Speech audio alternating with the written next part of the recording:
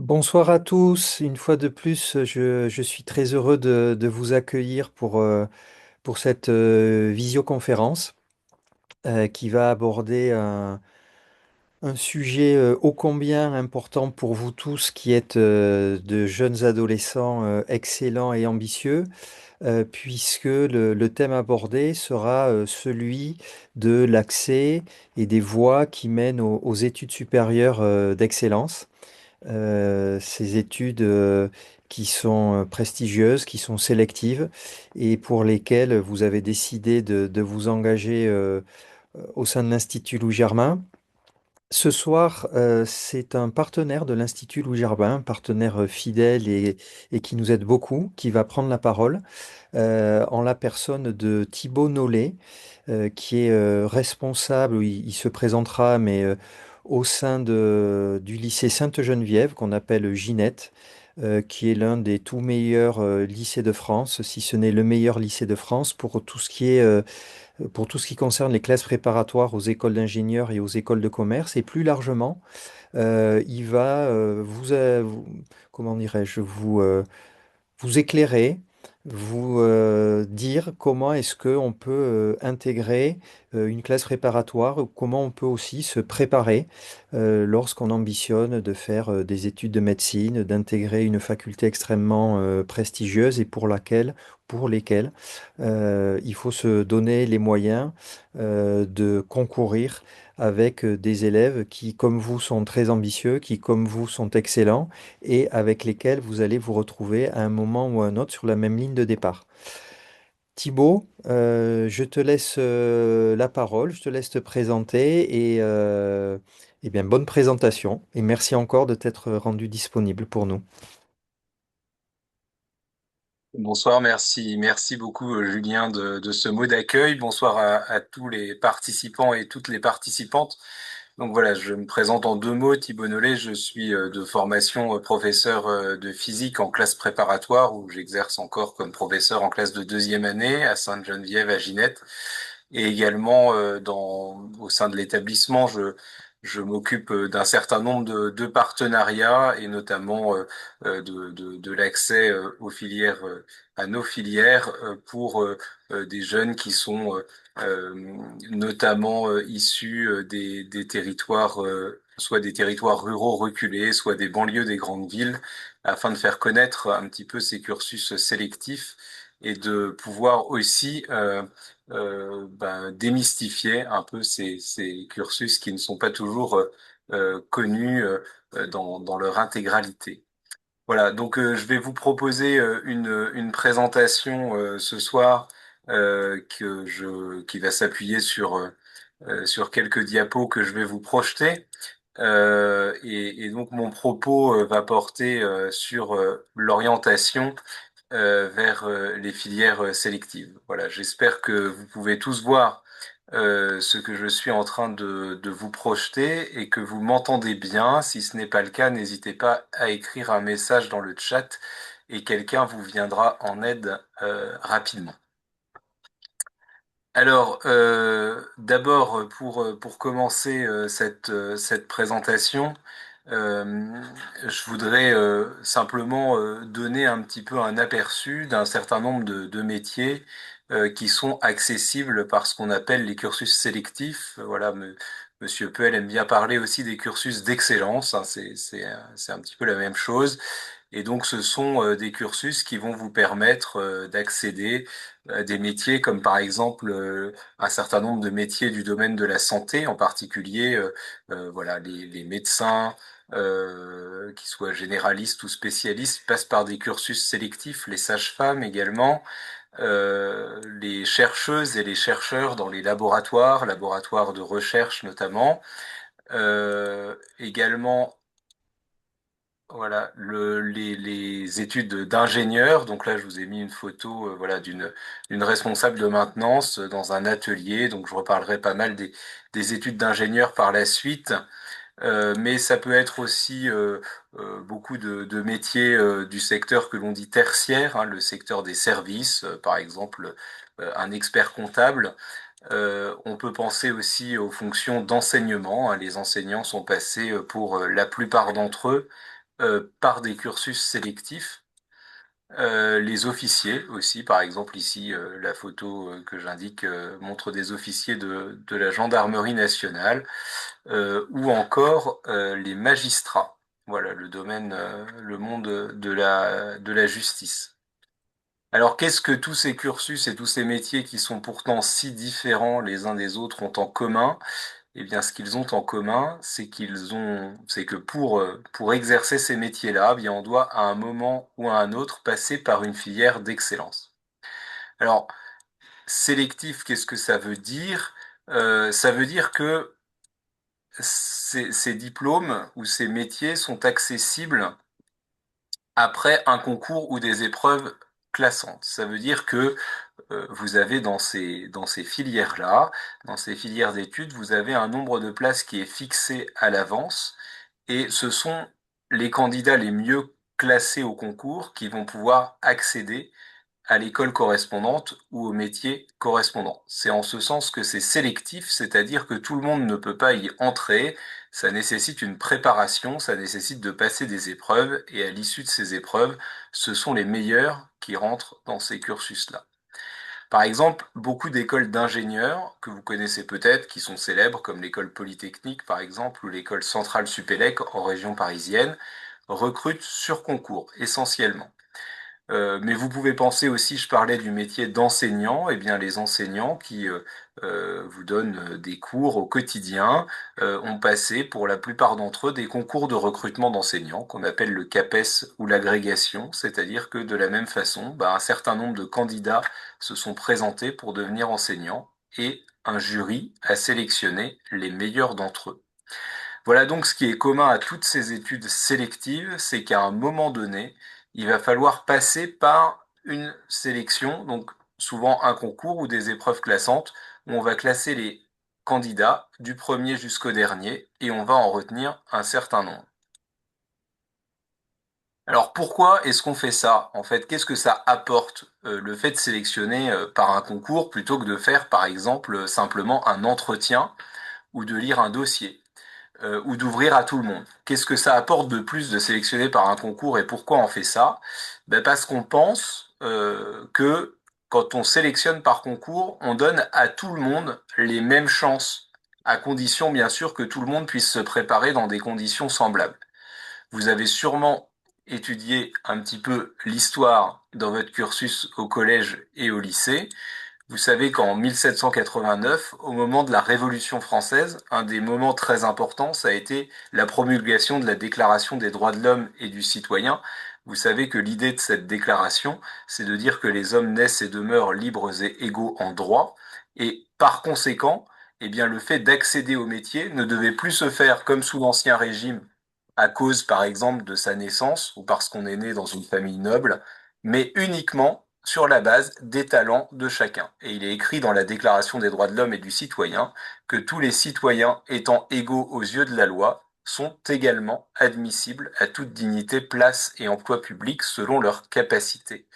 Ça veut dire que on ne doit sélectionner dans un concours que les aptitudes des uns et des autres et pas s'intéresser à leur origine sociale, à leur religion et ainsi de suite. Voilà. Et donc c'est un petit peu ça l'idée des concours, c'est de donner Thibaut, leur chance à tous. Thibaut, je vais faire juste un petit complément en rappelant la devise de l'Institut Louis Germain qui est donner à chacun la chance qu'il mérite. Et là, on parle bien de mérite. La conviction de l'Institut Louis Germain, dès sa création, ça a été de se dire que vous aussi, si vous vous en donniez la peine, quand je dis vous, c'est vous, les élèves de l'Institut Louis Germain, si vous vous en donnez la peine, si vous travaillez, si vous êtes persévérant, si vous êtes engagé dans votre scolarité, vous méritez de faire partie, d'intégrer ces grandes écoles. À vous de vous en donner les moyens, mais vous y avez toute votre place. Ce qui compte, comme l'a dit Thibaut, ce n'est pas votre origine sociale, ce n'est pas l'endroit où vous êtes né, ce n'est pas l'endroit où vous vivez, ce n'est pas l'endroit où vous faites vos études. La seule chose qui compte, c'est votre mérite, c'est votre capacité à travailler et c'est votre capacité à démontrer que vous êtes aussi bon, si ce n'est meilleur, que tous les élèves qui vont postuler en même temps que vous à l'intégration de ces cursus sélectifs. Merci beaucoup Julien pour cette précision. Je précise aussi parce que c'est une évidence que tout ça veut dire aussi que toutes ces études sont faites aussi bien pour les filles que pour les garçons, pour les femmes que pour les hommes. Et donc c'est pas parce que l'on est une fille ou que l'on est un garçon que l'on doit être favorisé ou défavorisé pour accéder à tel ou tel type de fonction ou d'études.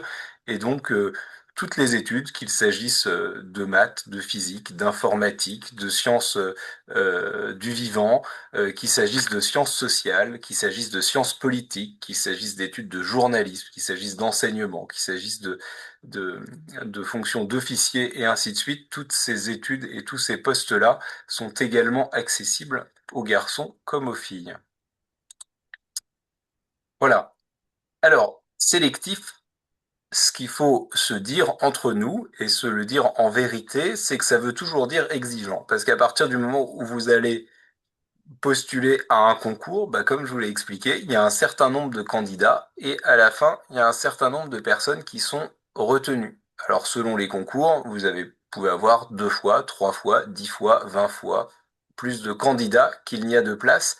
Mais dans tous les cas, on prendra les meilleurs. Donc, pour s'y préparer, ça veut dire qu'il faut suivre la voie de l'exigence, c'est-à-dire qu'il faut mettre toutes les chances de son côté. En fait, ça, c'est pas propre au concours, c'est propre à toute épreuve dans laquelle vous allez classer les gens. Si vous voulez gagner un marathon, vous pouvez pas vous présenter au marathon sans vous être jamais entraîné, sans être allé voir au préalable un médecin, peut-être un coach, et vous êtes entraîné pendant 10, 12, 15 semaines en augmentant petit à petit le rythme de vos circuits de course pour être prêt le jour du marathon à courir 42 km. Et peut-être que le premier marathon, vous serez assez loin du vainqueur et qu'il vous faudra plusieurs années avant d'arriver à performer autant que les meilleurs marathoniens. De la même façon, si vous avez déjà eu l'occasion d'écouter un concert d'un orchestre, par exemple, bah, vous pouvez pas devenir musicien concertiste comme ça du jour au lendemain en vous disant, tiens, je vais prendre un saxophone ou je vais prendre une guitare où je vais prendre un piano et puis je vais jouer un morceau. C'est pas comme ça que ça marche. Il y a des étapes à franchir, il y a de la persévérance et donc il y a de l'exigence. Et donc ça, c'est le point principal, c'est que un cursus sélectif, ça voudra toujours dire qu'à un moment donné, et probablement pendant plusieurs mois, plusieurs années, il va falloir se donner du mal, se donner de la peine et rester ferme dans son engagement et dans son souhait pour pouvoir se donner vraiment les moyens de réussir. Pour abonder dans ton sens, Thibaut, et peut-être donner d'autres exemples que Oui. ceux que tu as utilisés, j'imagine que vous comprenez tous, les élèves et les parents, que quelqu'un à qui on va confier la responsabilité d'opérer le cerveau d'un malade, il doit avoir fait ses preuves. Il doit avoir démontré par son travail, par ses qualités, par son abnégation, qu'il est en mesure d'assumer des responsabilités aussi élevées que celle-là. Pareil pour un pilote qui va piloter un avion dans lequel il y a 400 passagers. Donc c'est exactement ce à quoi vous devez vous préparer si vous ambitionnez d'exercer des métiers avec de telles responsabilités. Si vous voulez avoir des responsabilités de cette nature, d'abord, il vous faudra intégrer ce type de cursus et pour intégrer ce type de cursus, il vous faudra suivre des parcours exigeants et je dirais aussi qu'il faudra que vous soyez exigeant vis-à-vis de vous-même et certainement beaucoup plus que vous ne l'êtes actuellement. Thibaut, je te laisse reprendre. Voilà. Et pour autant, exigeant, ça veut pas dire insurmontable. Sélectif veut dire exigeant, mais exigeant ne veut pas dire insurmontable. Comme je vous l'ai indiqué, ce sont des cursus qui sont ouverts à tous et vous pouvez tous vous engager dans cette voie de préparer des concours.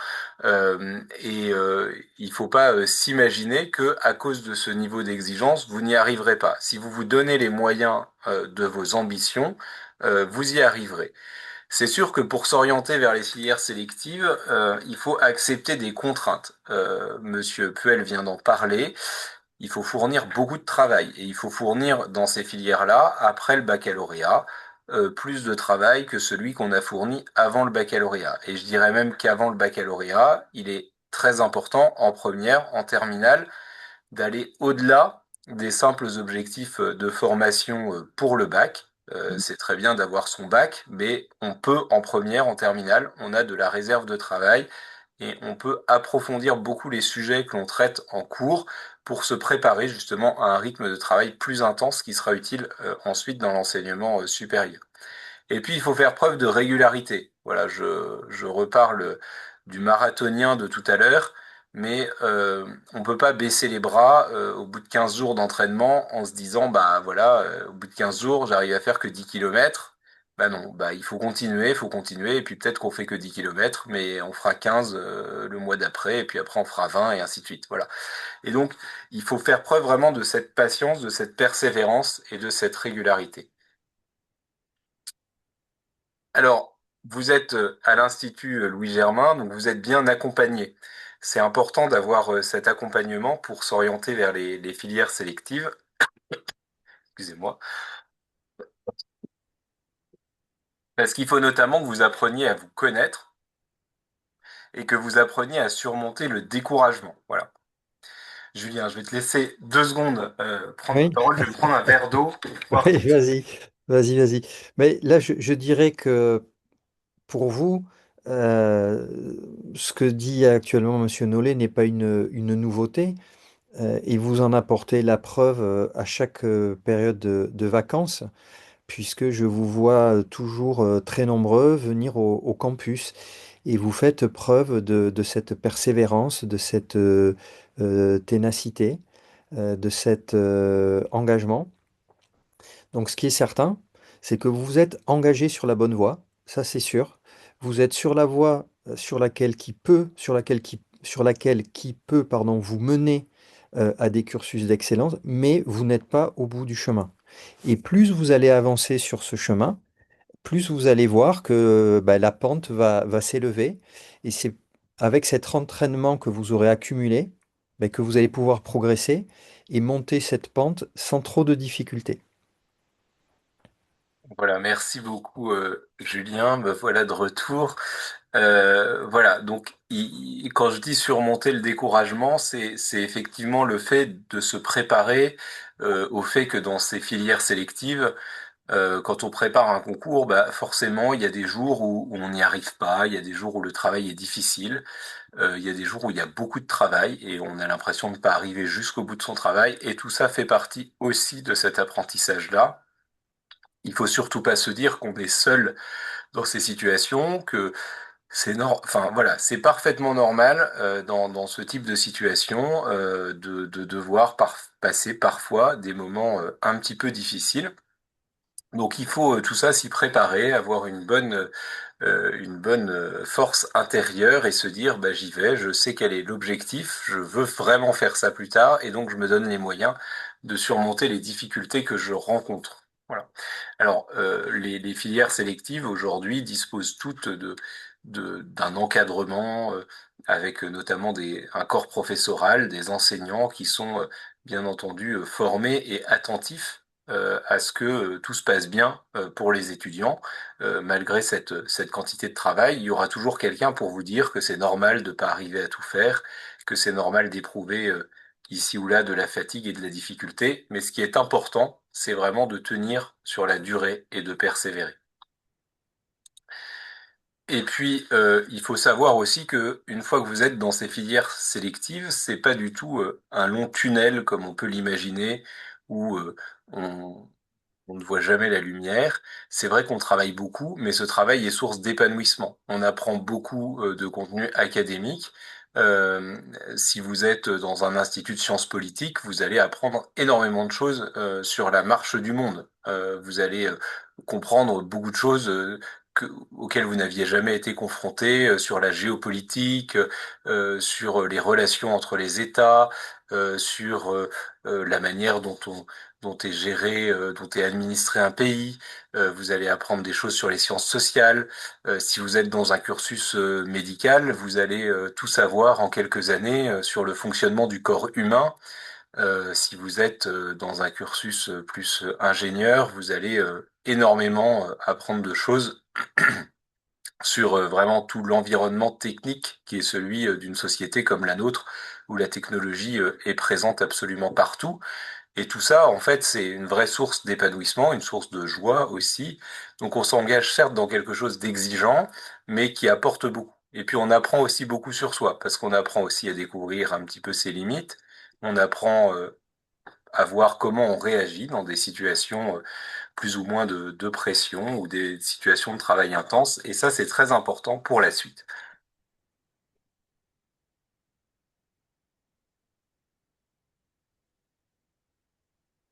Alors, comment est-ce qu'on se prépare aux filières sélectives? D'abord, si vous êtes en troisième ou en seconde, vous êtes un peu dans ce moment où vous allez choisir, à peu près au milieu de la seconde, trois enseignements de spécialité pour poursuivre en terminale, en première puis en terminale. En première, vous aurez trois enseignements de spécialité à raison de 4 heures par semaine, et en terminale, vous garderez deux de ces enseignements de spécialité pour 2 heures, pour 6 heures par semaine, donc 2 heures de plus qu'en première. C'est important dans ces choix de spécialité que vous travaillez des matières pour lesquelles vous avez du talent, pour lesquelles vous avez envie d'apprendre, mais aussi des matières qui correspondent aux exigences des filières que vous visez, en particulier si vous visez des filières sélectives. Donc ça nécessite un travail de choix et d'accompagnement avec vos professeurs en charge de l'orientation, vos professeurs principaux, et puis je vous donnerai tout à l'heure aussi l'adresse d'un site qui peut aider à ce type de choix. Mais il faut savoir que dans notre système éducatif, les mathématiques dans les filières sélectives sont une discipline qui participe très très souvent à la sélectivité. C'est un point sur lequel j'insiste parce qu'on ne se rend pas toujours compte quand on fait ses choix d'enseignement de spécialité. On sait aussi qu'il y a un tronc commun de mathématiques qui existe en classe de première et peut-être on se dit bah des maths, j'en ai déjà fait assez, j'en aurai un petit peu en première, ça suffit. Alors ça, je vous mets quand même en garde avec ce type de discours. Très souvent, le fait de ne pas avoir suivi la filière, la spécialité mathématique en première, ça peut quand même constituer un manque dans l'enseignement supérieur parce que les mathématiques apprennent des choses aussi diverses que la rigueur, la précision, la logique, la rapidité et aussi la persévérance. Donc vraiment, c'est un point assez important. Essayez de trouver des spécialités pour lesquelles vous avez du goût et essayez de conserver le plus longtemps possible un enseignement de mathématiques solide parce que ça vous aidera dans toutes les filières que vous pourrez choisir. La spécialité mathématique, donc jusqu'en terminale, avec l'option mathématiques experte si possible, ça favorise un bon accès à de nombreuses filières sélectives, qu'il s'agisse de filières purement scientifiques ou d'autres filières. Parce qu'en fait, des mathématiques, on en a besoin aujourd'hui dans quasiment tous les domaines qui existent dans le monde professionnel. Pour choisir vos enseignements de spécialité, vous avez un site qui est le site de l'ONICEP. L'ONICEP, c'est l'organisme public qui permet de connaître un petit peu les filières de l'orientation. Et sur le site de l'ONICEP, vous avez une page qui s'appelle Horizon 21. Vous pouvez la retrouver simplement en tapant dans Google Horizon 21, vous allez tomber là-dessus qui permet de comprendre en fait comment les spécialités de première et terminale peuvent vous conduire aux différents secteurs de l'enseignement supérieur. C'est très simple sur le site. Vous allez en fait choisir trois spécialités qui peuvent être des spécialités qui vous intéressent et puis ça va vous sortir ce petit graphique qui va vous dire, donc là par exemple j'ai mis trois spécialités et ce que m'indique le site c'est que particulièrement ces trois spécialités sont très utiles si je veux poursuivre mes études dans le domaine de la santé, des sciences du vivant, des géosciences ou des sciences et technologies, ingénierie et mathématiques. C'est aussi bien adapté, mais un peu moins pour poursuivre vers l'informatique. C'est un peu moins bien adapté encore pour aller vers des sciences économiques et de gestion, et ainsi de suite. Vous avez tous les secteurs. Et puis si vous cliquez sur le petit plus sur ce site, vous aurez ensuite le détail de tout ce qui est de l'ensemble des formations qui existent dans chacun des domaines. Donc ça, c'est un point qui est très important au stade où vous en êtes dans votre cursus. Si vous êtes en troisième ou en seconde, commencez à vous poser cette question en fonction de vos goûts, en fonction aussi des métiers que vous visez, de trouver les spécialités qui sont les plus adaptées à ça. Et si vous êtes en première, je vous invite à vous poser la question dès à présent, parmi les trois spécialités que vous suivez, ben, quelle est celle que vous allez abandonner en fin de première? Vous savez qu'en fin de première, vous allez devoir passer donc de trois spécialités à deux. Vous allez être évalué sur la spécialité que vous allez abandonner. Et puis ensuite, en terminale, eh ben, vous n'aurez plus que ces deux spécialités que vous conservez. Donc le choix de la spécialité que vous allez abandonner, c'est un choix extrêmement structurant pour la suite de vos études. Donc ne le prenez pas à la légère, parlez-en là aussi avec vos professeurs et n'hésitez pas à vous renseigner auprès déjà des filières qui vous intéressent. Est-ce que, Julien, je ne sais pas si tu souhaites compléter là-dessus? Non, non, non, Très vas-y, bien. vas-y, continue. Alors maintenant, je vais parler d'une partie un petit peu spécifique des filières sélectives. Donc vous avez compris que par exemple, parmi les filières sélectives, il y a la médecine. Alors la médecine ou c'est les sciences médicales, c'est des filières sélectives qui sont dans les universités. Hein, donc vous allez dans une université et vous allez à la faculté de médecine de cette université. Et vous allez être formé en lien évidemment avec un centre hospitalier universitaire, avec des médecins praticiens. Vous allez être formé pendant 8 ans, 9 ans, 12 ans pour devenir à votre tour médecin. Il y a d'autres filières sélectives, c'est celle dont je vais parler maintenant, ce sont les filières sélectives qui se trouvent dans les grandes écoles. Les grandes écoles et les universités, c'est pas tout à fait la même chose. Les grandes écoles sont souvent sur des campus un peu plus petits et surtout elles sont plus spécialisées dans un domaine, alors que les universités vont ouvrir à tous les champs du savoir.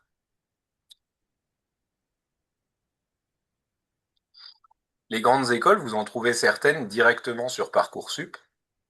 C'est ce qu'on appelle les grandes écoles post-baccalauréat. Ça nécessite pas de suivre un cursus particulier pour y entrer. Vous allez passer un concours ou envoyer un dossier pendant votre année de terminale et vous allez par la suite entrer directement dans ces grandes écoles. Vous avez des écoles d'ingénieurs qui fonctionnent comme ça. Vous avez ce qu'on appelle les instituts d'études politiques, donc c'est Sciences Po. Vous en avez 10 hein, en France, des instituts d'études politiques. Donc il y en a 6 qui recrutent sur concours et 4 sur dossier. Et puis vous avez d'autres écoles comme les écoles de journalisme. Et puis il y a certaines écoles qui recrutent non pas juste après le baccalauréat, donc non pas sur Parcoursup, mais qui recrutent après 2 années de préparation à leur concours. Donc là, on va parler de ce qu'on appelle les classes préparatoires aux grandes écoles. Donc c'est 2 années intermédiaires entre votre année de terminale et l'intégration dans cette grande école. Et ces 2 années vont vous permettre en fait de préparer le concours qui permet d'entrer dans des écoles d'ingénieurs comme Polytechnique, Centrale, les mines, les grandes écoles d'agronomie, les écoles vétérinaires aussi, les écoles normales supérieures qui ont pour vocation de former des enseignants et des chercheurs, les écoles de commerce et de management, vous connaissez peut-être HEC, les SEC, ce sont des grandes écoles qui pousse très très loin la formation en sciences commerciales, en économie, et puis les écoles d'officiers, par exemple. Donc, pour accéder à ces grandes écoles qui nécessitent de passer par des classes préparatoires aux grandes écoles, ben, on peut se demander ce qu'on étudie dans les classes préparatoires. Alors, ça va dépendre de la filière choisie. Vous avez en fait des filières scientifiques, soit très matheuses, donc c'est ce qu'on appelle les filières maths sup, voilà, où on apprend les mathématiques, la physique, la chimie et les sciences industrielles essentiellement. Donc il existe plusieurs filières. La filière agronomie, qui est plutôt orientée vers les sciences de la terre et du vivant. Vous avez des filières économiques et commerciales pour entrer dans les écoles de commerce et des filières littéraires pour entrer, par exemple, à l'école normale supérieure, à l'école du Louvre, à l'école des Chartes. Alors en classe préparatoire, on va avoir à la fois une formation en cours, on va avoir une formation pratique si on est dans une classe scientifique, et puis on va passer pas mal de temps de travail personnel. C'est pour ça que j'ai mis une photo d'une bibliothèque. Comment s'organise le travail en classe préparatoire? Alors moi, j'exerce dans une classe préparatoire, hein. La photo qui est derrière moi, c'est notre campus à Versailles. Eh bien, les classes préparatoires se trouvent dans des lycées, donc exactement comme les classes de seconde, de première et de terminale. Ça veut dire que vous êtes dans un environnement scolaire qui ressemble à celui que vous pouvez connaître actuellement. Vous êtes par classe. Alors c'est des classes plus nombreuses qu'au lycée, puisque en classe préparatoire, les effectifs par classe peuvent aller jusqu'à 48, mais enfin 48 dans l'enseignement supérieur, ça reste, on va dire, un effectif assez petit par rapport à des universités où vous pouvez être parfois 400 ou 500 dans un amphithéâtre. Chaque matière en classe préparatoire est enseignée par un professeur, et puis vous avez une année qui est organisée exactement comme au lycée, avec des évaluations, avec un bulletin scolaire, avec un conseil de classe, etc. Contrairement à une idée reçue, il n'y a pas beaucoup de compétition entre élèves en classe préparatoire. Certes, on prépare un concours, mais c'est un environnement qui est très stimulant, où il y a beaucoup d'entraide entre les étudiants et où tout le monde prépare les concours ensemble. Parfois, on a une image assez négative de la prépa, qui est une image qui date en fait d'il y a 40 ans, d'il y a 50 ans, où peut-être à l'époque, il y avait un peu moins de bienveillance dans l'accompagnement et où il y avait un peu de compétition qui en résultait entre les élèves. Aujourd'hui, tout ça a complètement disparu. Quand vous êtes en classe préparatoire, on s'occupe bien de vous et vous avez vraiment des camarades qui sont des amis avec qui vous travaillez et avec qui vous passez des très bons moments. Alors, une question qu'on me pose souvent, c'est combien d'heures est-ce que l'on travaille en classe préparatoire? Alors, je vais vous donner un petit exemple. En fait, ça dépend de la filière, mais grosso modo, c'est un peu comme en terminale. Vous avez entre 25 heures et 33 heures de cours par semaine, donc ce qui est beaucoup, sachant que, bien entendu, au-delà de ces heures de cours, vous avez un temps de travail personnel qui est extrêmement important, à peu près autant en fait que le temps que vous passez en cours. Je vous donne un exemple d'une filière scientifique, hein, la filière physique-chimie, sciences de l'ingénieur, qui est une filière qui, comme son nom l'indique, forme surtout dans le domaine de la physique et des sciences industrielles. Donc, vous avez dans ce type de filière 10 heures par semaine de mathématiques. Donc, vous pouvez comparer, par exemple, en terminale, si vous êtes en spé maths avec maths experte, vous avez déjà 9 heures de mathématiques par semaine. Donc, 10 heures, c'est juste un peu plus. 8 heures de physique. Bon, bah là, si vous êtes en terminale en spé physique-chimie, vous avez 6 heures de physique-chimie. Là, vous avez 8 heures de physique, 4 heures de chimie. Donc, ça veut dire 2 fois plus de physique-chimie que ce que vous connaissiez en terminale. Et puis, des sciences de l'ingénieur. Donc, vous voyez qu'il y a un bloc scientifique qui, au total, comporte 26 heures. Donc, ça fait quand même beaucoup d'heures de sciences par semaine. Et comme je vous le disais, il faut compter à peu près autant ensuite en travail personnel. Et vous avez aussi une formation en français, en langue vivante. Vous avez des heures d'éducation physique et sportive, exactement comme celles que vous connaissez au lycée, et également une petite formation en informatique. Voilà. Donc, comme je l'ai indiqué, il faut compter à peu près autant de travail personnel que d'heures de cours. Donc, autant de travail personnel que d'heures de cours, ça veut dire que tout compris, on est à peu près à une soixantaine d'heures de travail par semaine. Les semaines où on est en prépa. Donc, ça fait quand même des grosses journées.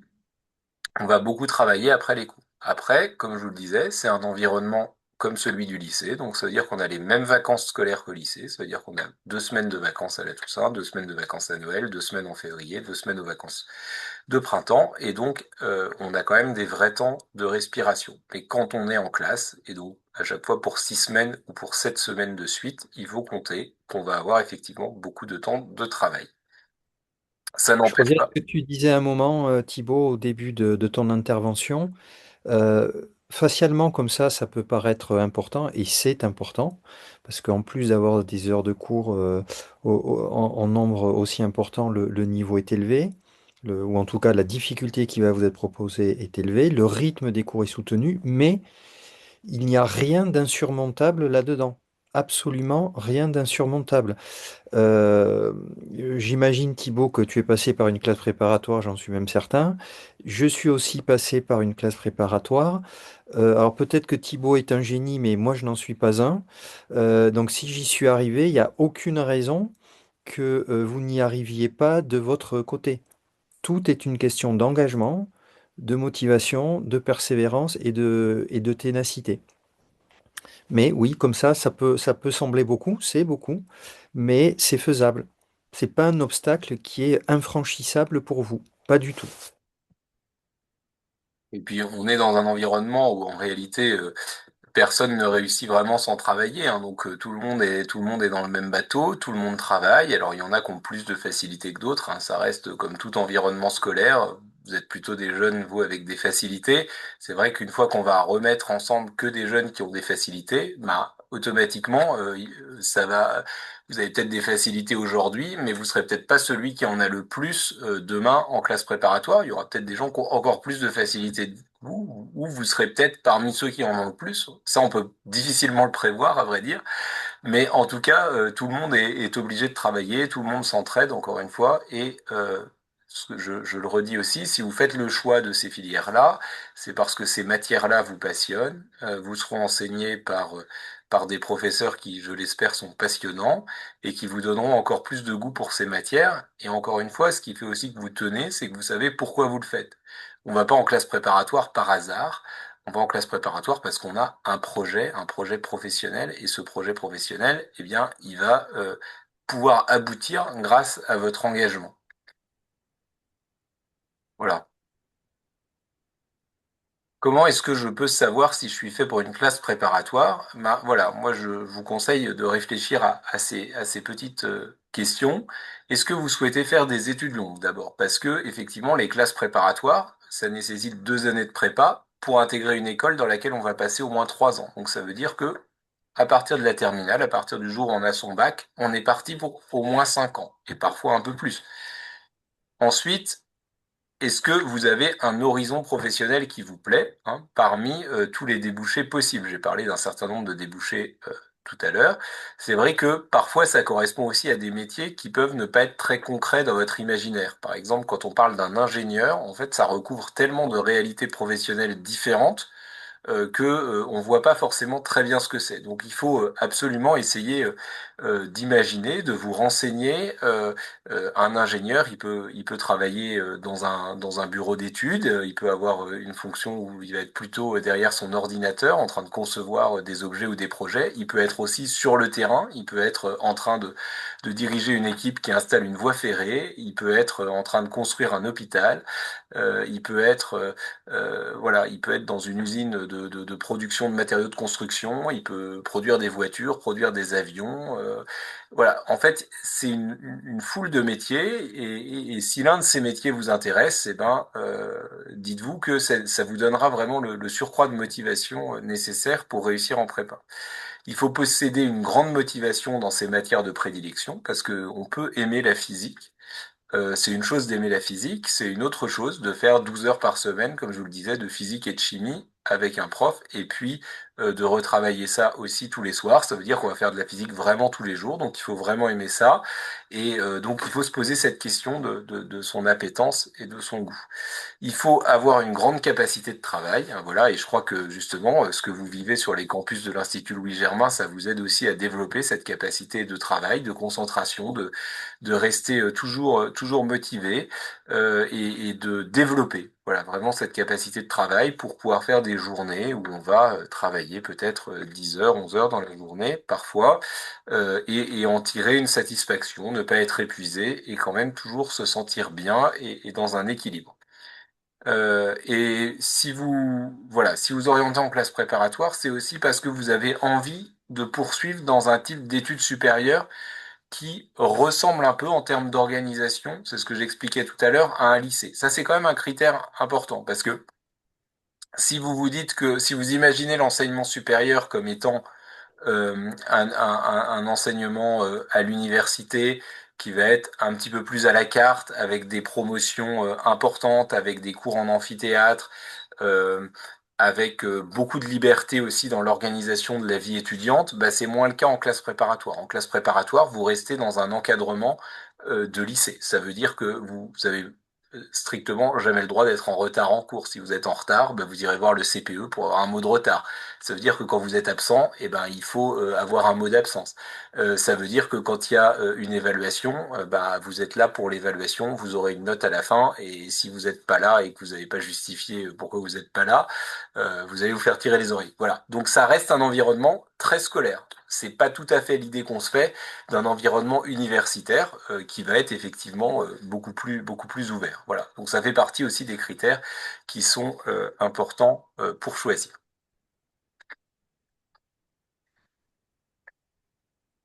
Alors, comment est-ce qu'on fait pour entrer en classe préparatoire?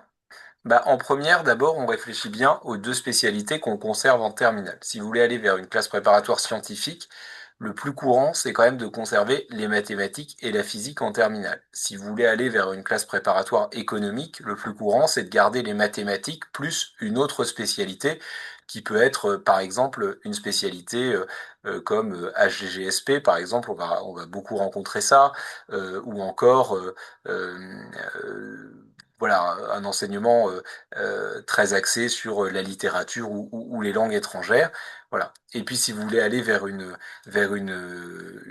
formation type prépa littéraire, ben, dans ce cas-là, vous pouvez peut-être en terminale avoir deux spécialités littéraires, où il y a aussi des formations qui sont un petit peu à mi-chemin entre les filières littéraires et scientifiques, où on peut avoir comme une spécialité comme spécialité les mathématiques et une spécialité littéraire. En tout cas, il faut réfléchir à ça en terminale. Il faut en parler là aussi avec son professeur, avec éventuellement son conseiller d'orientation dans le lycée et encore une fois avec le site que je vous mentionnais tout à l'heure. En terminale, vous allez faire un dossier de candidature sur Parcoursup. Toutes les classes préparatoires en France sont sur Parcoursup, sans exception. Le dossier est unique, c'est le même partout. Vous avez une première année de classe préparatoire, une seconde année. C'est à la fin de cette seconde année que vous allez passer les fameux concours dont je parlais au début. C'est-à-dire que vous allez à peu près avoir 3 mois où vous allez passer successivement des épreuves écrites puis des épreuves orales. Alors c'est pas 3 mois non-stop, je vous rassure, mais disons que c'est étalé pendant 3 mois. Et ensuite, vous avez un cursus en grande école dans lequel vous restez 3 ans ou 4 ans pour certaines écoles. Thibaut, je prends 2 minutes pour revenir un tout petit peu sur Parcoursup. Il est évident que pour intégrer une classe préparatoire ou même une très bonne faculté, il faut un très bon dossier sur Parcoursup. Il faut avoir d'excellentes notes dès la première d'ailleurs, et ça ce que je l'ai appris un peu tardivement, mais dès la première, puisqu'il y a 3 trimestres de première qui sont pris en considération dans le dossier contre 2 trimestres en terminale. Il faut donc dès la première avoir de très bonnes notes. Et pour vous qui êtes en première et qui nous écoutez peut-être, il vous faudra aussi avoir de très bonnes notes aux épreuves anticipées du bac, que ce soit en français ou en mathématiques, parce que c'est le premier examen, je compte pas vraiment le DNB que vous allez passer, c'est un examen qui est national. Donc avoir 18 au bac de français, c'est avoir 18 au même niveau que tous les élèves qui ont passé le bac en France. C'est pas la même chose avoir 18 au bac de français ou 18 à l'épreuve anticipée de mathématiques en français que d'avoir 18 dans son lycée. Avoir 18 dans son lycée, c'est propre au lycée dans lequel vous êtes scolarisé, c'est propre à vos professeurs, à leur degré d'exigence. 18 au bac, c'est 18 au bac. Et là, il y a tout le monde qui passe, qui est logé à la même enseigne. Donc vraiment, ayez bien ça en tête, d'ailleurs dès la seconde, hein. Il faut un excellent dossier sur Parcoursup pour pouvoir prétendre intégrer une classe préparatoire. Oui, merci beaucoup Julien pour cette précision. Euh, et effectivement, voilà, l'admission en classe préparatoire, pour le coup, se fait sur dossier. Hein, voilà, donc c'est uniquement les informations dans Parcoursup, donc qui sont en fait votre dossier scolaire, que vous compléterez simplement d'une présentation personnelle qu'on va appeler le projet de formation motivé, où vous allez décrire en fait votre envie d'entrer en classe préparatoire. Mais c'est vrai qu'on va beaucoup regarder dans les jurys d'admission en classe prépa vos résultats, la tendance aussi de vos résultats. Donc c'est très bien d'avoir d'excellentes notes en première. Faut pas, voilà, faut pas qu'on perçoive nous un fléchissement sur l'année de terminale, parce que sinon on va se dire zut, ce jeune-là en fait, il est un peu en bout de potentiel. Donc, il faut à la fois des très bons résultats et toujours des résultats qui se maintiennent, voire, si possible, qui s'améliorent. Pourquoi pas? Alors, n'hésitez pas à en parler avec vos professeurs principaux, avec vos professeurs de mathématiques, avec vos professeurs de vos matières préférées ou avec vos conseillers d'orientation. Voilà, ça c'est vraiment important. Il faut que vous soyez accompagné dans ce projet-là. Les professeurs de lycée connaissent très bien les classes préparatoires. Certains d'entre eux d'ailleurs sont passés aussi par les classes préparatoires et ils sont en mesure de vous conseiller, de voir si ça correspond à votre profil. Alors Alors là ensuite, aussi, Thibaut, oui. si tu me permets d'intervenir, je sais que certains élèves qui sont à l'Institut Loup Germain ou qui ont été, ont fait le choix effectivement d'aller voir leurs professeurs pour obtenir des conseils de leur part. Et certains de leurs professeurs ont eu le toupet de leur dire que, ils n'avaient pas le profil pour aller en classe préparatoire. Donc, si jamais vous êtes confronté à ce genre de situation, ne vous en tenez pas à cette conversation, vous m'appelez et on en discute. Parce que moi, je ne veux pas me retrouver dans une situation avec des élèves qui viennent à l'Institut Louis Germain, qui sont engagés dans leur scolarité, qui donnent le meilleur d'eux-mêmes pour intégrer ce type de cursus et qui se retrouveraient avec des professeurs en face d'eux qui les décourageraient, qui leur déconseilleraient de s'engager dans des voies d'excellence. Donc si c'est le cas, comme ça l'a déjà été heureusement rarement, vous prenez contact avec moi et je discuterai, je prendrai le temps de discuter avec vous de votre cas et éventuellement, ensuite, je pourrais vous orienter vers d'autres personnes qui seront peut-être encore mieux à même que moi, et même pas certainement qui seront mieux à même que moi de vous aider en la matière. Voilà. Merci Julien de cette précision. Alors, ce que je voulais aussi vous dire, c'est que sur Parcoursup, vous pouvez multiplier les vœux. Alors, c'est important de savoir que dans une filière de classe préparatoire, vous pouvez en fait placer jusqu'à 10 vœux, c'est-à-dire 10 lycées différents. Alors ça, c'est un vrai atout, parce qu'en fait, euh, les lycées de classe préparatoire ben, ont eux-mêmes un degré de sélectivité qui est différent d'un lycée à l'autre. Vous allez avoir des lycées qui vont être très demandés, les lycées qui ont les meilleurs résultats au concours, et puis des lycées qui vont être moins demandés. Mais ce qu'il faut savoir, c'est que quel que soit le lycée dans lequel vous allez avoir, les programmes sont nationaux. Donc vous serez préparé avec le même contenu académique, quel que soit le lycée dans lequel vous allez. Si vous ne mettez que des lycées très sélectifs ou que des lycées très peu sélectifs, bah quelque part, vous n'allez pas vraiment, vous risquez de pas être exactement dans la prépa qui vous convient le mieux. Si vous mettez des lycées très sélectifs, un peu moins sélectifs, et puis ainsi de suite, vous graduez jusqu'à des lycées moins sélectifs, bah, finalement, vous allez bien voir là où vous êtes pris, et vous pouvez encore une fois faire un panel de 10 lycées, donc ce qui peut être très large, et vous pouvez de la sorte choisir le lycée qui vous convient le mieux, à la fois en fonction de son degré de sélectivité, mais aussi en fonction de ce dont vous avez envie, vous, d'un point de vue personnel. Est-ce que vous avez envie, par exemple, d'être en internat? Est-ce que ça vous pose problème d'être à 300 kilomètres de votre domicile? Est-ce que vous préférez les prépas qu'on appelle de proximité, que vous allez trouver plus près de chez vous? Est-ce que, au contraire, vous avez envie d'aller dans un grand lycée dans lequel vous pouvez être pris? Vraiment, ne vous limitez pas. Alors évidemment, vous êtes limité à 10, mais 10 c'est déjà beaucoup. Voilà, offrez-vous, enfin, saisissez-vous de cette chance qui vous est faite de pouvoir aller, de pouvoir vraiment demander, frapper à la porte de beaucoup de lycées grâce à Parcoursup. Euh, si vous faites un lycée qui vous paraît, si vous allez en prépa dans un lycée entre guillemets un peu moins prestigieux, vous aurez quand même au bout du compte une place dans une grande école. Parce que le système des prépas, en fait, certes, c'est un système d'études sélectives, il y a un concours qui va classer les gens et décider qui va où, mais au bout du compte, il y a quand même plus de places dans les grandes écoles que d'élèves en prépa. Aujourd'hui en France, dans la plupart des filières. Donc certes, il y a des écoles extrêmement sélectives, comme l'école polytechnique par exemple, où vous allez avoir dans certaines filières peut-être 20 ou 25 candidats pour une place, mais il y a aussi des écoles qui sont moins sélectives et qui donnent quand même à la fin un excellent diplôme. Voilà, donc c'est un parcours aussi très sécurisé et je tiens vraiment à souligner ce point-là, c'est que vous ne serez pas laissé au bord du chemin, quel que soit le lycée dans lequel vous êtes, quelle que soit la manière dont vous réussissez dans ce lycée.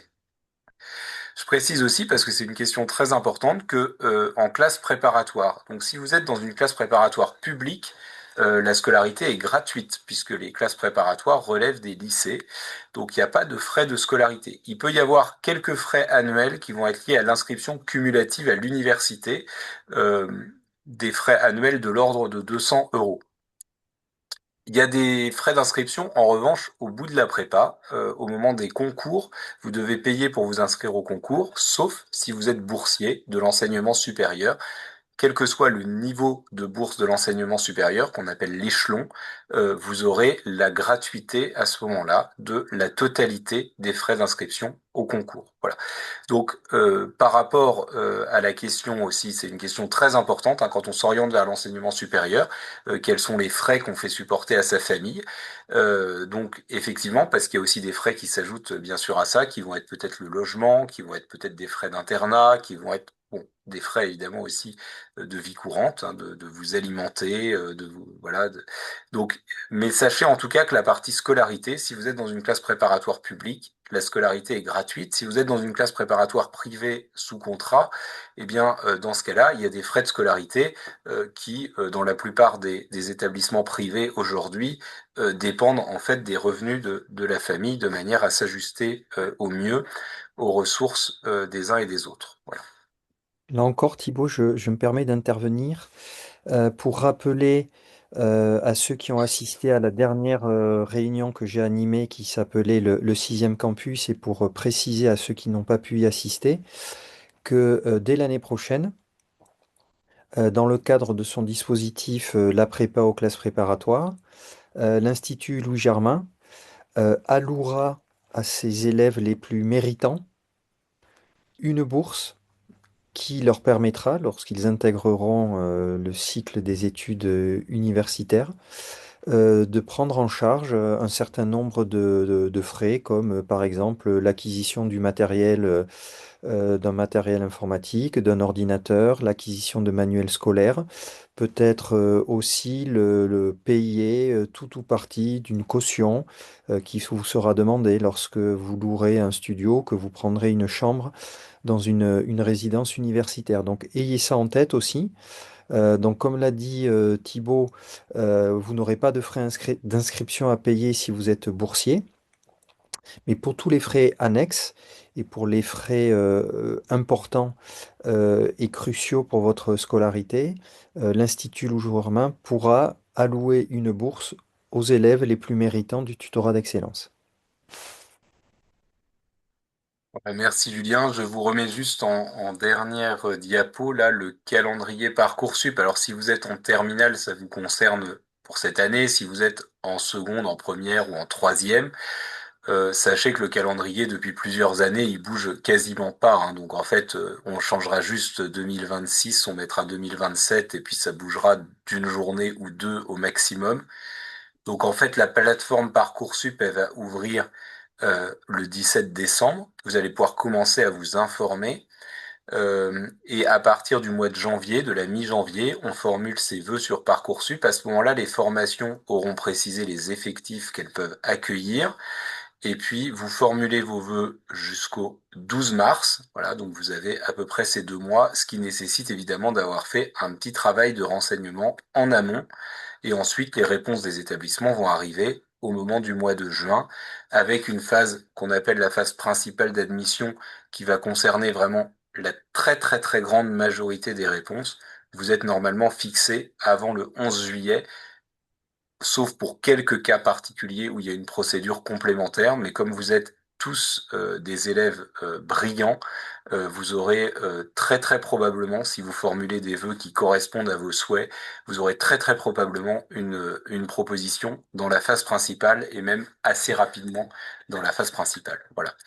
Je vous propose maintenant de répondre à vos questions. Voilà, si j'ai manqué de précision sur un point, si vous voulez revenir sur quelque chose que j'ai pu vous dire, ou si vous avez voilà, une question plus générale. Alors vous pouvez poser vos questions. Peut-être Julien, tu vas repréciser ça, mais je crois qu'on peut poser les questions en Oui, dans le cliquant chat. soit dans le chat, soit dans la petite boîte qui s'appelle Q et Q et R. R, exactement. Voilà, que vous voyez, donc c'est les deux possibilités qui vous sont offertes. Et, et n'hésitez pas à poser des questions, hein. Il n'y a pas de, n'ayez pas de crainte, pas Voilà. d'appréhension, pas de peur. Il n'y a pas de mauvaise question, Voilà, même si allez-y. j'ai manqué de clarté sur certaines choses, si je suis allé trop vite, vraiment profitez-en. Et puis, posez des questions aussi, même si vous n'envisagez pas forcément de faire une classe prépa, mais si vous avez envie de faire médecine, si vous voulez faire de longues études de droit, posez vos questions et nous nous attacherons à y apporter les réponses les plus intelligentes. Alors Parcoursup, Parcoursup, Thibaut, tu connais mieux que moi, je vais peut-être te laisser répondre. Alors, la question, est-on obligé de faire un dossier sur Parcoursup, c'est ça? Non, je n'ai pas très bien Ah, compris ce qu'était ah oui, Parcoursup. ah oui. Alors, d'accord. Parcoursup, donc, c'est un site internet qui est un site internet géré par l'État qui va servir en fait à organiser l'inscription dans l'enseignement supérieur. C'est-à-dire que l'inscription dans l'enseignement supérieur, c'est des milliers d'établissements en France. Vous envoyez pas un dossier à chaque fois que vous candidatez quelque part. En fait, il y a une seule plateforme et cette plateforme, c'est un site sur lequel vous créez un compte. Sur ce site se trouve la totalité des formations de l'enseignement supérieur public et privé qui sont agréées par l'État. Donc en particulier, toutes les formations sélectives sont sur Parcoursup. Donc vous avez en fait un site qui est extrêmement bien fait. Vous pouvez rechercher une formation, par exemple, par localisation, par mots-clés, euh, par domaine, et vous allez en fait voir apparaître les différentes formations qui s'offrent à vous. Vous allez formuler des vœux. Formuler un vœu, ça veut dire que vous dites que cette formation vous intéresse. À partir du moment où vous formulez un vœu, en fait, votre dossier va être envoyé à la formation et un jury va étudier ces vœux. Voilà. Le jury, c'est des professeurs, ce sont des administratifs de ces formations, des directeurs, des chefs d'établissement, qui vont lire le dossier qui contient donc, comme je l'expliquais, bah, vos notes de première, vos notes de terminale, les appréciations de vos professeurs, l'appréciation du proviseur de votre lycée et également votre présentation personnelle. Vous pouvez aussi enrichir votre dossier sur Parcoursup si vous avez, par exemple, eu des engagements citoyens, si vous êtes membre d'une association, si vous avez été délégué de classe, si vous avez été délégué au conseil de la vie lycéenne de votre établissement. Vous pouvez indiquer tous ces éléments-là qui seront mis à la connaissance des formations. Les formations vont ensuite apporter une réponse qui vous sera donc donnée en juin. Et parmi les réponses, toujours sur cette plateforme, vous choisirez en fait la formation que vous rejoignez. Alors, il y a une question de Claudine qui dit pour Parcoursup, comment remplir si on choisit une prépa intégrée ou une prépa CPGE? Pourquoi remplir Parcoursup s'il y a un concours? Alors, en fait, si vous êtes dans la configuration d'une formation qui recrute sur concours, elle est quand même sur Parcoursup. Donc, vous allez indiquer sur Parcoursup que vous inscrivez à cette formation. Simplement, bah, la réponse de cette formation, le concours sera organisé avant, de manière à ce que les résultats soient connus au moment où les formations doivent répondre. Et à ce moment-là, vous aurez la réponse sur Parcoursup. Simplement, cette réponse ne prendra pas en compte seulement votre dossier, mais aussi les éléments enfin, qui correspondent aux notes du concours. Voilà, il peut y avoir aussi dans certaines formations un entretien ou un oral qui va venir compléter en fait les éléments du dossier. Euh, alors, dans le chat, tu as accès au chat, Oui, oui, oui, Thibaut? Donc, je te laisse y aller parce que moi, je réponds en direct à d'autres questions. oui. Vas-y, je te laisse faire. Alors, la question, est-ce que le lycée dans lequel on ira est important pour Parcoursup? Donc ça, je pense que c'est une question d'un élève de troisième, hein, j'imagine. En fait, les jurys qui vont regarder vos dossiers connaissent effectivement le lycée dans lequel vous êtes scolarisé. Pour autant, il faut pas s'inquiéter, c'est-à-dire que quand on est euh, excellent euh, dans un lycée, même un lycée assez classique, qui est pas forcément celui qui a, par exemple, la meilleure réputation de toute la ville et ainsi de suite. Quand on est vraiment parmi les premiers de sa classe de terminale, on a vraiment de bonnes chances d'aller dans les formations, y compris les formations sélectives. Ce qu'il faut, c'est que quel que soit l'endroit où vous êtes, quel que soit le lycée dans lequel vous êtes, vous vous donniez vraiment comme objectif de rester parmi les meilleurs. Alors, quelles sont les options à choisir pour rentrer en études de médecine? Alors ça, c'est une très bonne question parce que là, il y a la question de l'abandon de la troisième spécialité. Si vous êtes en troisième ou en seconde et que vous savez que vous voulez aller vers des études médicales, moi, ce que je vous conseille, c'est de prendre comme trois spécialités en première, trois spécialités scientifiques et plutôt mathématiques, physique, chimie et sciences de la vie et de la Terre, parce que ce sont ces trois spécialités qui vont vous offrir en fait la formation la plus large dans les matières qui sont nécessaires en fait pour devenir un bon médecin. Après, en terminale, il va falloir forcément abandonner l'une des trois spécialités. Là, il faut faire vraiment en fonction de vos goûts, puisque vous pourrez accéder aux études de médecine en ayant conservé deux des trois spécialités, j'allais dire quelles qu'elles soient. J'ai tendance à vous dire de quand même garder les mathématiques, parce que comme je vous le disais tout à l'heure, ça vous aide vraiment à structurer votre pensée, ça vous aide à travailler la logique, la rigueur, la persévérance, et c'est important. Alors, il y a une question aussi. Ma fille n'a pas pris l'aspect maths. Est-ce qu'elle peut espérer avoir une prépa en physique-chimie? Alors, cette question de l'aspect maths, ça dépend en fait si l'aspect maths a été abandonné dès la seconde ou abandonné en fin de première.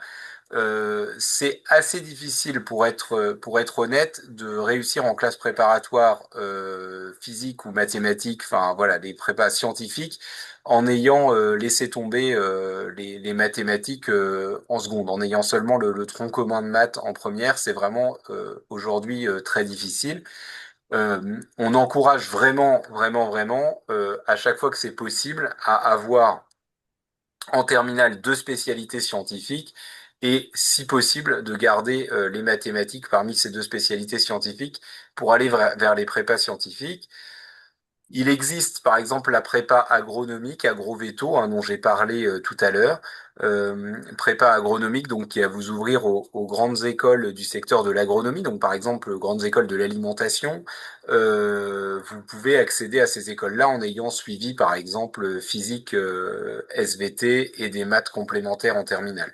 Voilà, mais vraiment, je recommande autant que possible pour les prépas scientifiques de garder, si vous n'avez pas encore fait vos choix de spécialité, gardez les mathématiques le plus longtemps possible, gardez-les en terminale et prenez si possible l'option maths experte. Euh, les études de médecine sont-elles payantes? Bah, il y a des frais d'inscription à l'université, puisque c'est à l'université les études de médecine. En revanche, après, bah, évidemment, vous pouvez, en fonction de votre niveau, là aussi, de bourse, hein, quand vous êtes boursier de l'enseignement supérieur, être dispensé de tout ou partie de ces frais et obtenir également, sur critères sociaux, bah, des accès facilités à des logements bon marché dans les résidences étudiantes. Est-ce que le lycée choisi pour les classes prépa fait la différence pour la suite des études pour les grandes écoles? Alors, en fait, c'est une question qu'on nous pose très souvent parce que nous, par exemple, le lycée Sainte-Geneviève à Versailles, où je travaille, on est un lycée extrêmement sélectif. Donc, on a beaucoup, beaucoup de candidats. Et on a à peu près 400 places en première année, alors qu'on a quasiment 20 fois plus de candidatures. Donc, ce qui fait qu'on est très sélectif. Et comme on est très sélectif, c'est ce qui explique le fait que par la suite, nos élèves ont de très bons résultats au concours des grandes écoles parce qu'ils ont été sélectionnés très fortement.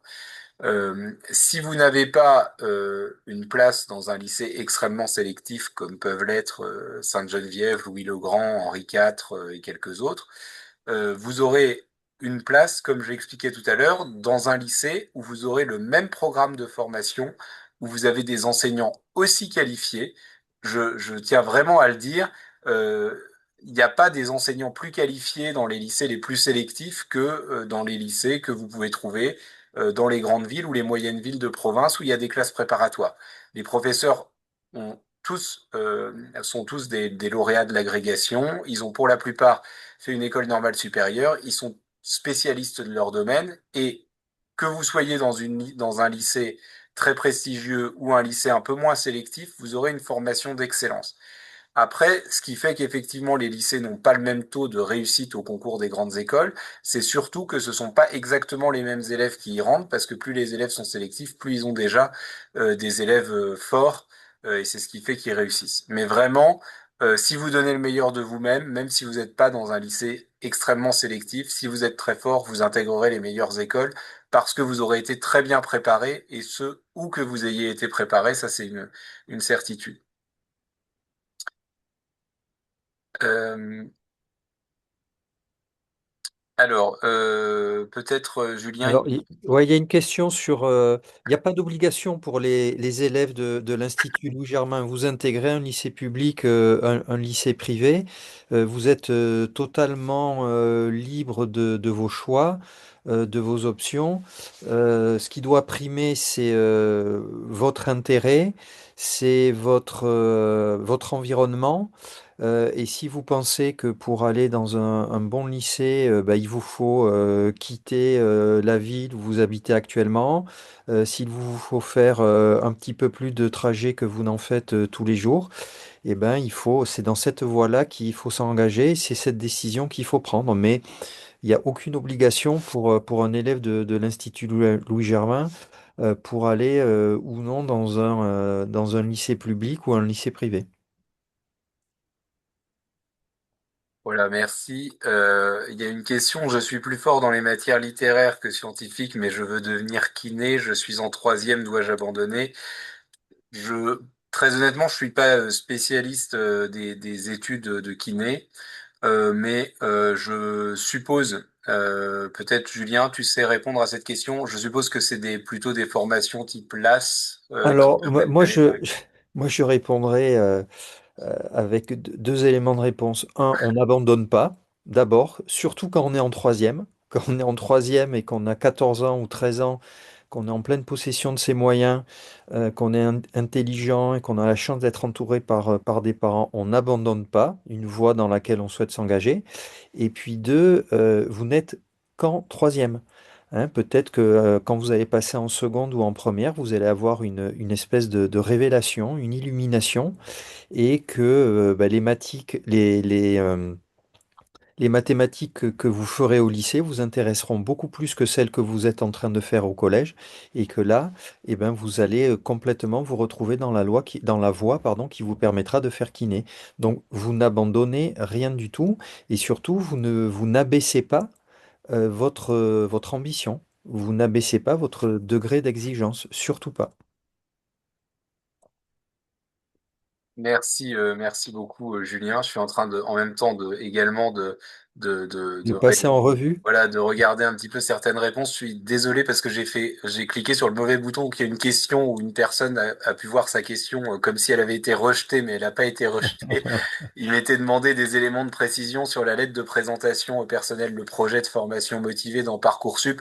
Oui, c'est un élément important, hein, vous lirez des tas d'articles de presse qui racontent des choses qui sont erronées, et notamment le fait que les dossiers sur Parcoursup sont pas lus par des vrais humains, que c'est des algorithmes, etc. C'est pas vrai du tout. Moi, vous savez, je passe tout mon mois d'avril à lire des dossiers. Je peux vous assurer que je suis un être humain, que je lis les projets de formation motivés en détail, que je m'intéresse à ce que les jeunes racontent dedans. Moi, j'ai un conseil, c'est vraiment soyez vrai, soyez vous-même dans ce projet de formation motivée, expliquez vos goûts, expliquez pourquoi vous aimez les matières qui sont le socle de la formation dans laquelle voulez vous engager. Parlez aussi de vos engagements extrascolaires, si vous aimez faire du sport, si vous jouez d'un instrument de musique. C'est l'élément qui va vous permettre vraiment de donner un visage à votre dossier, de se faire une idée un petit peu aussi de votre personnalité. Peut-être que vous faites une activité qui va nous permettre de mesurer que vous êtes quelqu'un de persévérant. Voilà, vous avez une passion, donc vraiment, soyez vrai. Et je vous le dis très franchement, ne faites pas écrire ce projet de formation motivé par une intelligence artificielle. Votre intelligence à vous, votre spontanéité, ce que vous avez vraiment dans le cœur, c'est beaucoup plus intéressant que ce que sera capable d'écrire ChatGPT, qui ne vous connaît pas, et voilà. Et donc soyez spontané, soyez vrai. N'essayez pas d'être quelqu'un de différent de la personne que vous êtes. C'est pas vous rendre service, mais vraiment ces éléments, ils sont lus effectivement par les jurys, je vous assure. Voilà. Bah, Euh, je ne peux qu'abonder dans le sens de Thibaut.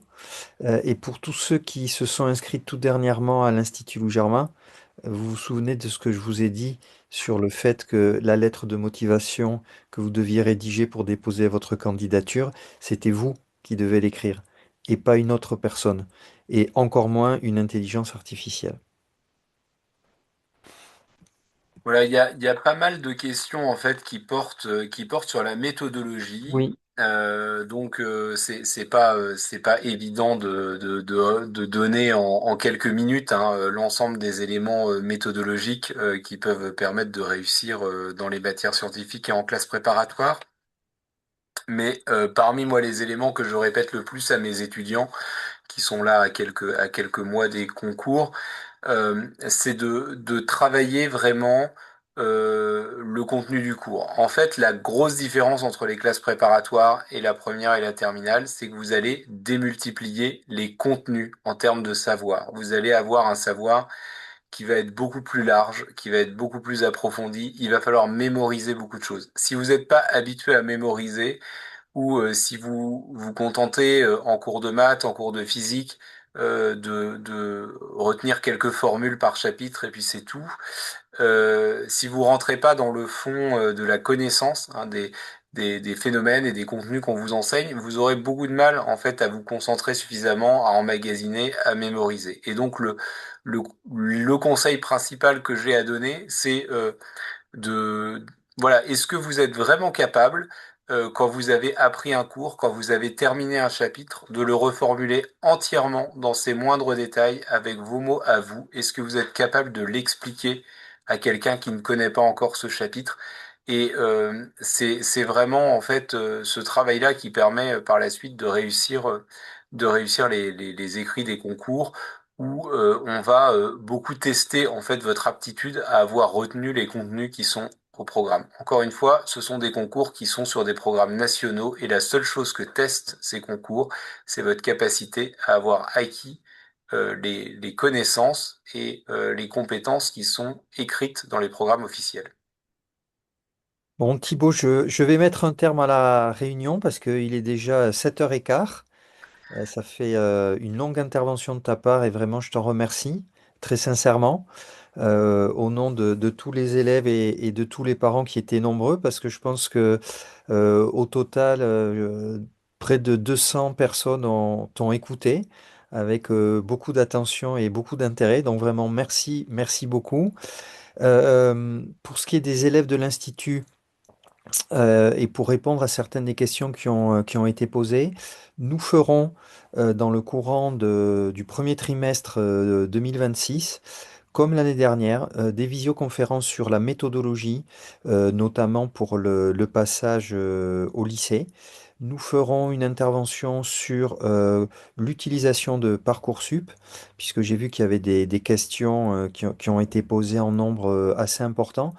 Et puis, je rappelle que en janvier ou en février, nous allons lancer pour les élèves de première et de terminale le dispositif, la prépa aux classes prépa, que le lycée Ginette va nous aider à lancer. Grâce au lycée Sainte-Geneviève de Versailles, nous allons pouvoir mettre en place ce dispositif qui se destine aux élèves de première et de terminale pour justement les préparer d'ores et déjà à l'entrée en classe préparatoire ou en tout cas pour avoir le niveau qui sera attendu de leur part soit pour une classe préparatoire, soit pour une faculté de médecine ou un institut d'études politiques. Donc ayez bien ça en tête et de toute façon, je communiquerai régulièrement sur ce sujet. Donc je vous dis encore merci à vous tous d'avoir participé en si grand nombre et Thibaut, encore une fois, vraiment mille merci de nous avoir consacré tout ce temps si précieux. Merci Julien pour son invitation et bonne chance à tous ceux qui nous ont écoutés, voilà, pour la suite de votre année scolaire. Voilà. Bon, merci beaucoup et puis je vous attends très très nombreux au campus de Noël. À très vite, merci beaucoup, au revoir.